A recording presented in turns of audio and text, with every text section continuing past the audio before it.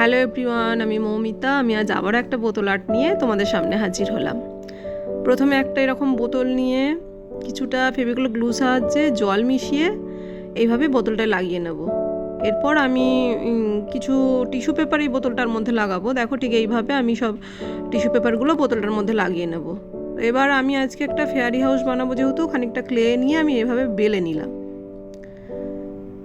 তো বেলে নিয়ে এরপর আমি একটা টুলস দিয়ে একটা কাঠের দরজা বানাবো। তো কাঠের দরজার আমি একটা এখানে শেপ দিয়ে নিলাম।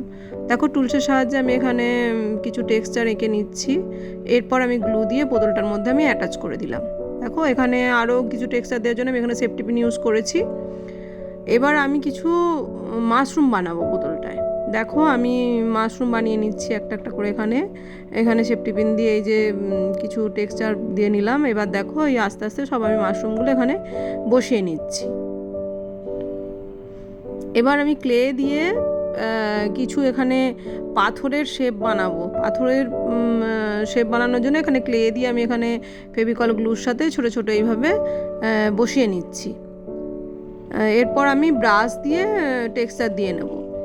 এরপর দেখো আমি এখানে কিছু পাতা বানিয়ে রেখেছি। পাতাগুলো এবার আমি বোতলগুলোতে এক এক করে সব অ্যাটাচ করে নেবো। এই দেখো সব অ্যাটাচ করে নিয়েছি। এরপর আমি জেসও এখানে করে নিচ্ছি। দেখো এরপর আমি রং করব। এই দেখো আমি এখানে হলুদ রং ইউজ করেছি, হলুদ রং করছি। তোমরা তোমাদের মতো পছন্দ মতো করতে পারো। এবার আমি যেহেতু এটা কাঠের দরজা, তো ওই দরজায় আমি একটা ব্রাউন কালার ইউজ করেছি।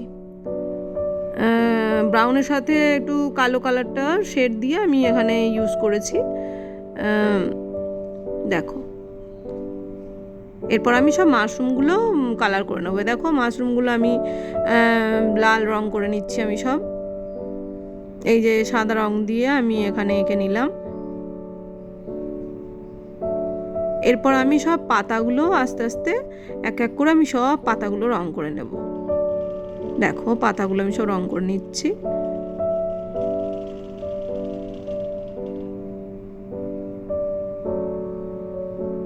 এই যে দেখো শেড দিয়ে নিচ্ছি আমি। এরপর মাশরুমগুলো তো আমি শেড দিয়ে নেব। দেখো সব মাশরুমগুলোতে আমি এই যে এইভাবে ঠিক শেড দিয়ে নিলাম।